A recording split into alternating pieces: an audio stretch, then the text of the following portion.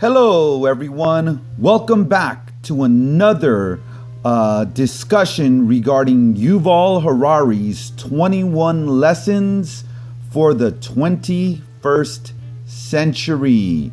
Today, we're going to discuss two chapters, the chapter of liberty and also the chapter regarding equality in the 21st century. Let us begin. Yuval Harari tells us in Liberty, the chapter Liberty, that big data is watching you. Let's understand this concept. Right now, in the year 2020, and of course in the future, this is going to become even more so. Big data is involved in most aspects of people's lives, right? Most people have smartphones, and so they are texting, they are on social media, they are using Google Maps, they are emailing, right? Then, of course, out on the streets, you have cameras all over the place, right? You have cameras on public streets. You have cameras in retail establishments. You have cameras inside of government buildings, right? And now in the year 2020, the month of April, because of COVID-19, big data is tracking people, right? It's actually tracking people's temperature. And so big data is everywhere. And it is not a concept that is simply allowing you to be. It is shaping who you, quote unquote, be, right? It is manipulating you. That is the reason for the collection of all this data, right? The data is put into data banks, and algorithms are created based on that data, right? And more they are influencing who you are. Harari goes on to discuss the concept of free will, right? And this has been a discussion for millennia. But it has never, the concept of free will has never been attacked as it has been in the last 10 years, right? And so let's briefly review this idea of free will. Free will is this idea that I can make my own choices, right? That I actually have the ultimate authority to do what I want to do in my life, right? Now, this has always been questionable. Philosophers have argued that free will actually may never have existed. So, for example, do I actually want to go to school, or is it because society has conditioned me that I'm supposed to be in school, right? Okay, or is it really not my free will, but my mother's actually nagging at me and telling me you got to go to school, right? And so this makes us question whether we actually have ever had free will at all, or are we subject to outside influences. But never in human history has free will been under attack as it is today. And why is this? It is because of data that is being collected about us, that is learning us, right? And then is giving us giving us suggestions that we may be happy about, right? Wow, for example, I'm listening to a YouTube playlist, and I may be very happy with the suggestions that they're giving me, and then they could, for example, go and influence me more and more, right? And instead of just giving me the pure music, they can also be giving me news, right? A base, and they could be giving me that news not based on any objective standard, but what they think I might want to read or see, right? And that is happening right now. That is happening right now. And we can imagine that will happen even much more in the future. Some people question, however, right? What does this have to do with human feelings, right? Well, Yuval Harari discusses this on page 47 of his book, 21 Lessons for the 21st Century. And I am going to read from page 47. He confronts the topic of feelings. As mentioned in the previous chapter, scientific insights into the way our brains and bodies work suggest that our feelings are not some uniquely human spiritual quality, and they do not reflect any kind of free will. Rather, feelings are biochemical mechanisms that all mammals and birds use in order to quickly calculate probabilities of survival and reproduction. Feelings aren't based on intuition, inspiration, or freedom. They are based on calculation, right? Now, I am not agreeing with this point. However, I want us to entertain it, right? And if it is so that what we do is not really based on feelings, but actually on some type of calculation, right? Whether that's some type of instinctual or primitive or survival calculation or not, right? It makes us really question whether then we are simply all algorithms. That is what Harari is trying to make us think about.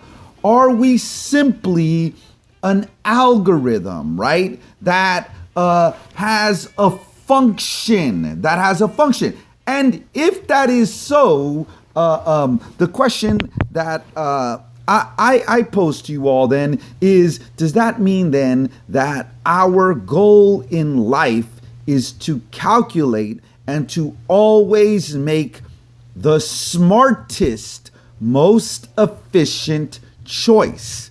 Now, if you believe that, then we must understand that we are in a very dramatic, unprecedented period, right? Because if everything is about calculation, intelligence, and efficiency, we have created computers that actually can be more logical, more efficient than any human being, right? So I will give you two examples. One, the example of chess playing, right?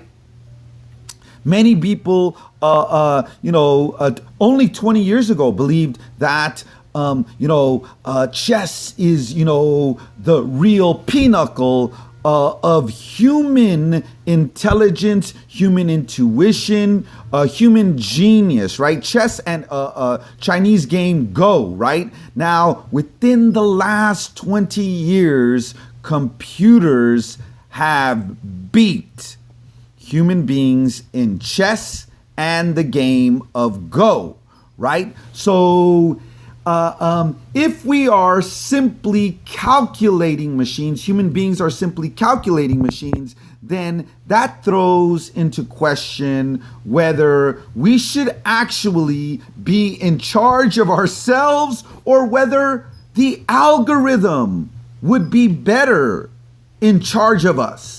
Right? I will give you one brief example. There's a lot to cover in this chapter, a very, very interesting discussion so far. But should I actually, and I'll give you the example right now. I'm listening to jazz, and it's a pretty good jazz playlist that I did not choose for myself, right? And in fact, for me to have chosen this playlist, I could have gone on my hunch, right? I could have listened to individual songs. How long would that have taken me? Hours? Days? Instead, I gave it up to the algorithm. The YouTube algorithm has collected data about me. They know the type of jazz that I listen to, and they're like, here you go, we're giving you a great jazz playlist, right? No DJ was needed. No human being was needed, okay? So something to question. Harari believes that what is going to happen right now, actually, and in the future, is that people's liberty will be very compromised, and we will be sold. We will be sold the idea that we should give up our liberty. And the most convincing argument would be give up your liberty because your health depends on it. We will, so for example, whether it's the government, politicians, corporations, or your own common sense, hospitals, for example, and your own human being common sense. And by human being common sense, I think many human beings value life. Right? And human beings value life. And I think many human beings believe it's common sense that human beings want to live and want to live in a healthy way. Right? Now, Harari believes that the algorithms can actually help us with our health. So, for example, a doctor may invite me in for a diagnosis. I don't feel, let's just imagine I don't feel good, right? The doctor invites me in for a diagnosis, and I am not feeling good, right? And he asked me a bunch of questions, and she then guesses basically about what my problem may be. Well, we know that a computer system, an algorithm can actually, technology, our modern day technology can actually do better than any hunch by any doctor,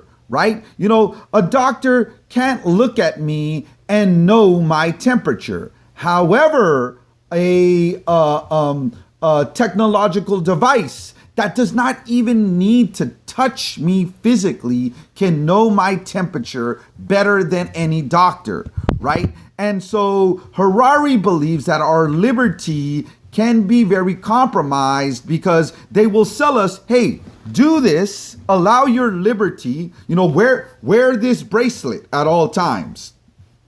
They will know everything about your not everything, but they will know a lot about your biochemistry when you wear that bracelet. And then now you're giving up the liberty of your own body. I think of the situation that we're in right now, COVID-19, and I can imagine that we will be giving up a lot of our liberty. Right? And it's a good argument. They're selling us by saying, save yourself.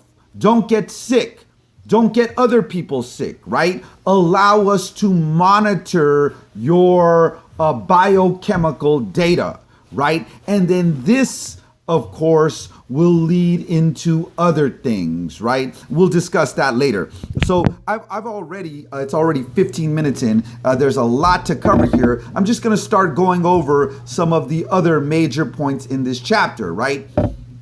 He believes that we don't need to have the big drama of decision making the way that we had it in the past, right? You know, do I want to major in English? Do I want to major in engineering? Do I want to marry this person? Do I want to marry this person, right?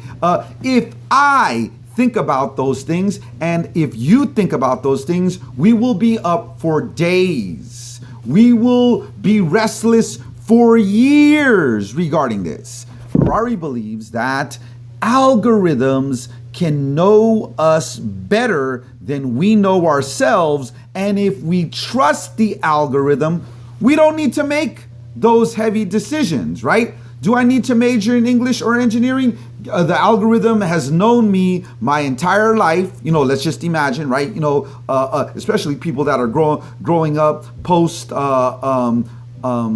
know, in having been born 2000, the year 2000 and beyond, right? They're totally used to technology, right? And to algorithms, right? And if the algorithm tells them, hey, you know, you should major in engineering, then they'll give up their decision making to the algorithm.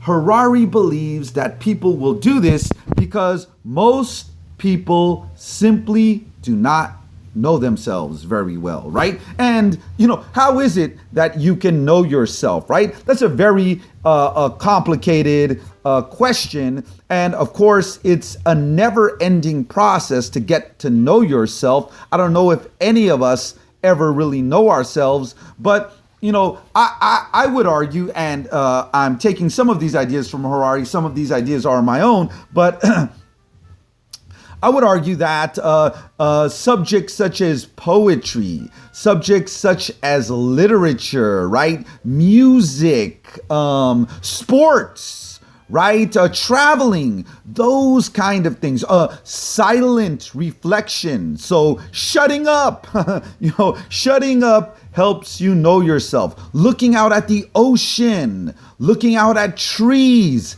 helps you know yourself, right? And unfortunately, in our society, many of the things that I've just mentioned are not very valued. They are not very valued. And so people are involved in, you know, their technological devices, and more they're giving up their liberty to the phone that is in their pocket, right? Which is really actually a computer, right? A more powerful computer than anything ever existed, you know, 40 or 50 years ago. What's in your pocket, okay? All right, page 52, Harari gives us the example that biometric sensors is the next step to invade our liberty, right? And this is a combination of all of the data that is being collected about you, right? By Facebook, by YouTube, by your email program, by your text messaging program, etc. All that data combined with biological data, right? And biological biometric sensors, right? These are things that go on to your body. So for example, you know, something like the Apple phone that takes your temperature, that takes your heart rate, your pulse, etc., right? And these biometric sensors are going to develop. They're going to develop, and when there is a combination of the data collection plus the biometric data, then Harari believes that we will be in a situation where the algorithm that is suggesting things to you, or maybe by that time commanding things of you, will really have impacted your liberty. Okay. And so some people might have the argument, well, you know what? No computer will ever be better. No computer will ever be better than a human being, right? Or let's use the example of driving, right? No, computers are gonna break down, right? There will still be an accident with a computer, right? On the road, right? Computers can't imagine everything. And Harari counters this by saying, the algorithm doesn't have to be perfect. It just has to be better than human beings, right? And this is what is going to sell us giving up our liberty. I will give you an example. So driving, for example, right? Okay. So we have thousands of deaths a year, right? We have around the world, we have millions of deaths associated with human beings driving, right? So Harari's point is that as long as the algorithm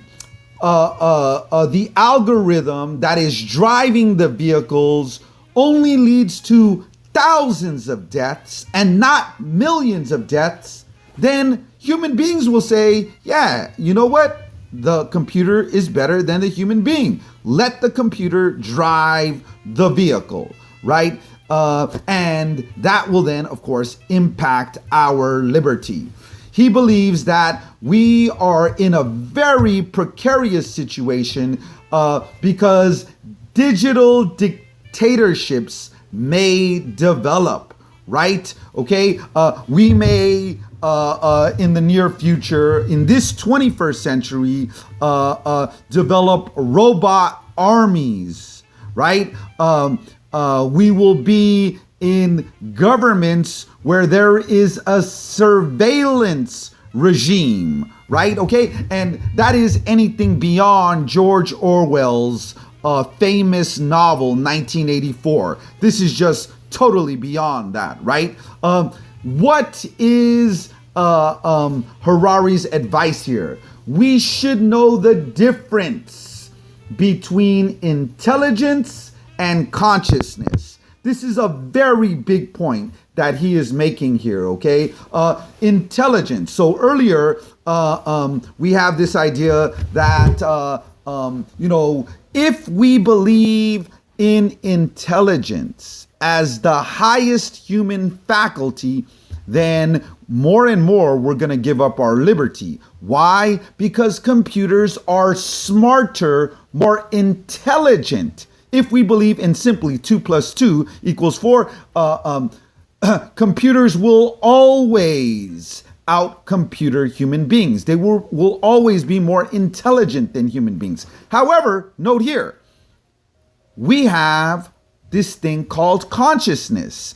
That is very different than just intelligence. Consciousness is something that even in our 21st century, we do not understand. It is something that philosophers have studied for millennia, but that human beings do not simply understand, right? Computers. There is no evidence that computers are becoming conscious, right? We are not trying to make computers conscious. We don't even understand what consciousness is. I would advise you to please read pages 69 and 70 in the book for more regarding the discussion of consciousness. Harari ends this chapter by stating that right now, we do not have an incentive for consciousness, right? And this is something that we should be building because I want you all to consider, what does it mean to have liberty? And I think one possibly good answer is to have liberty means that I have, as a human being, I have my own consciousness. my own consciousness. The famous Russian author, Fyodor Dostoevsky wrote a lot about this, right? And he wrote in a very famous novel, What Does It Mean to Be Conscious? He believed to be conscious meant that I, as a human being, am able to do stupid things on purpose. Okay, please read more about that. Fyodor Dostoevsky, Notes from Underground, okay? And the idea of human being consciousness. We are now going to move into the chapter regarding equality, all right? And I'm going to race through this chapter to a certain extent, but please read this very important chapter. It is one of the shorter chapters in the book. You know, we have, especially here in the United States, we have always questioned what it means to have equality in society, right? To have equal protection under the law. Harari believes that in the future, those who own the data own the future. Okay, right? And this will impact our idea of equality because those who own the data will have unequal access to power, right? Those who don't have access to the data will be less powerful, right? And so will be less equal, right? And so some questions to consider is, you know, who is owning the data, right? Is it the government that's owning the data? Is it corporations that are in charge of the data? Should it be, and note here, there's no reason why it can't be, that we individually cannot own the data. Individuals can own the data.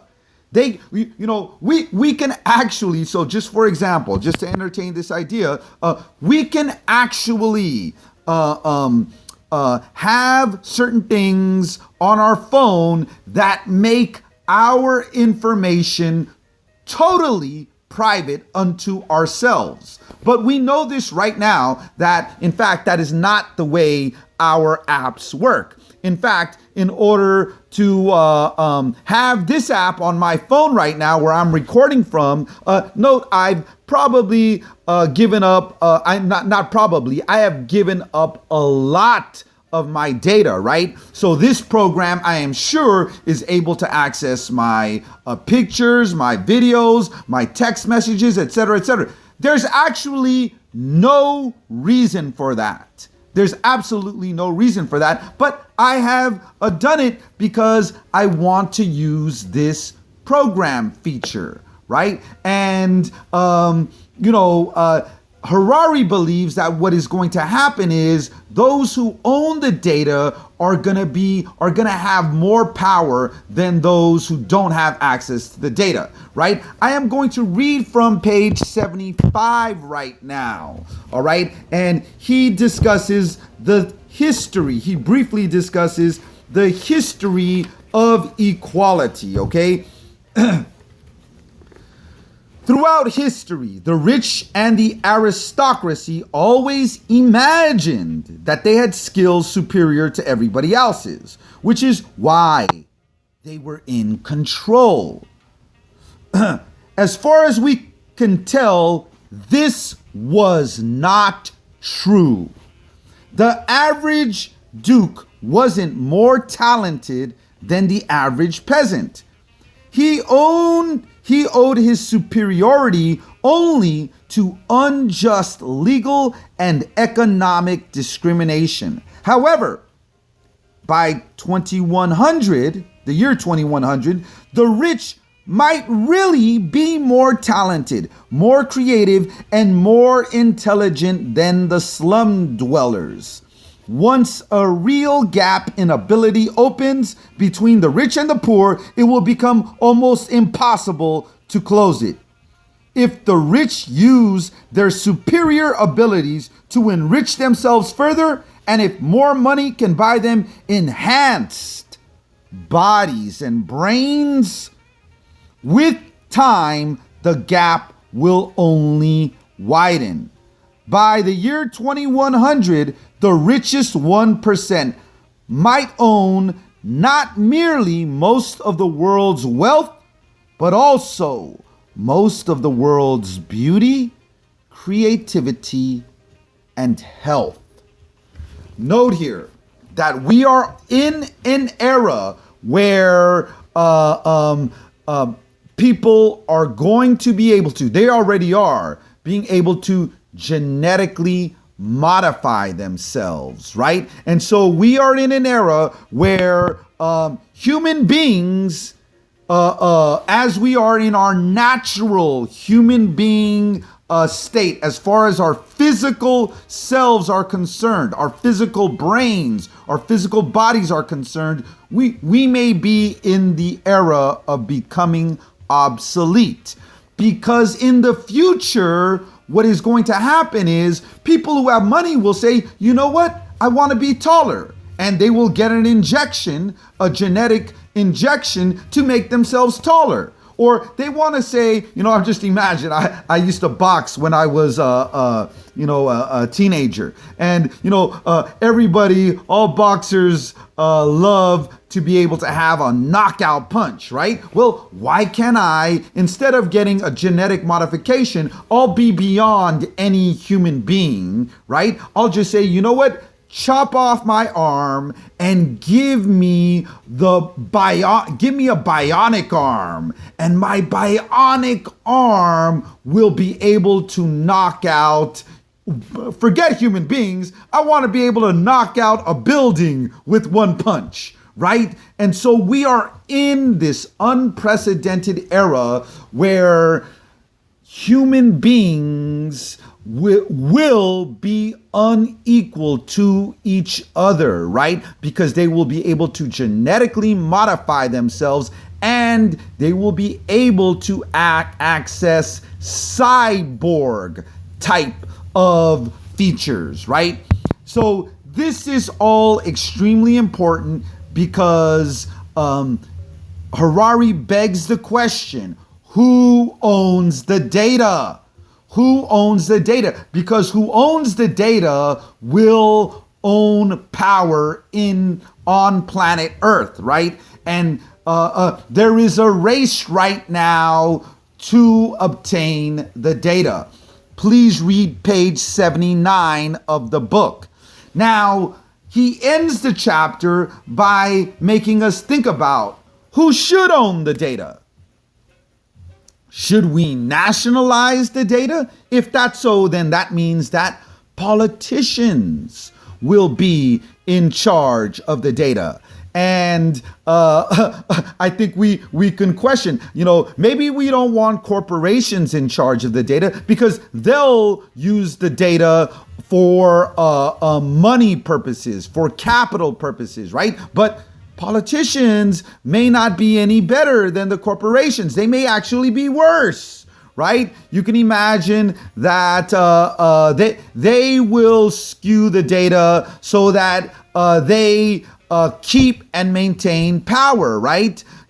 So that is a question that we must think about if we care about basic equality, especially equal protection of each other, of human beings, right? We should question who owns the data. That is all for today. Have a great one. Take care. Goodbye.